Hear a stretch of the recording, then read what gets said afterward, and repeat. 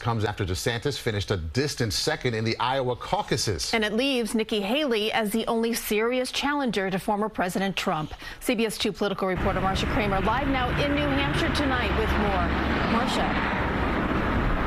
Well, Christina Maurice, Donald Trump was absolutely gleeful tonight after he learned that the Republican presidential primary, which once upon a time had 14 main contenders, is now down to a head-to-head showdown with Nikki Haley. The next Trump economic boom will begin on November 5th, 2024. He hasn't gotten the Republican presidential nomination sewn up yet, but Donald Trump was sure acting like he had at a rousing campaign rally in Rochester, New Hampshire, where he graciously accepted the endorsement of his one-time Florida rival, the governor of the Sunshine State, Ron DeSantis. DeSantis dropped out in favor of Trump, saying he had no clear path to victory. It's clear to me that a majority of Republican primary voters want to give Donald Trump another chance. And after coming in a distant second in Iowa, DeSantis was not expected to do well here in New Hampshire.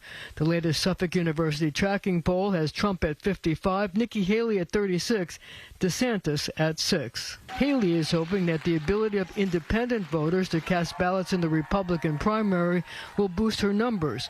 She appeared tonight at a rally with Judge Judy, who last time around backed Michael Bloomberg. Do you want more of the same? Or do you want to go forward?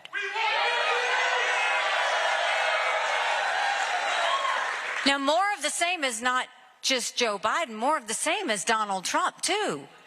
70% of Americans have said they don't want a Trump-Biden rematch. Trump and his surrogates are trying to convince New Hampshire voters that his victory is inevitable by floating a list of potential running mates.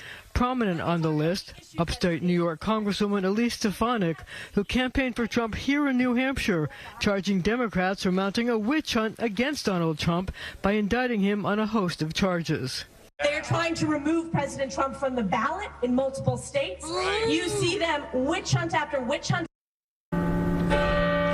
Now, independents and moderates make up about 40% of the electorate here in New Hampshire, but it remains to be seen whether they vote for Nikki Haley, they vote for Trump, or they stay home, or they have another option.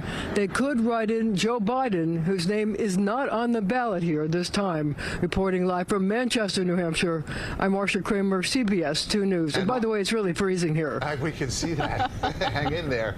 But to your last point, the president not on the ballot in New Hampshire, what's going on there? What's that about? Well, so what happened was that President Biden wanted the first primary to be in South Carolina, but New Hampshire, which traditionally has always been the first primary state, said, no way, Jose, we're going ahead. Joe Biden said, I'm not putting my name on the ballot. The rest is history. So we'll have to see what happens. How many people actually write his name in? We'll have to wait till Tuesday to find that out. All right, Marcia, stay warm. We'll see you throughout the week. Look for Marcia's reporting this week as she brings us coverage from New Hampshire leading up to Tuesday's primary.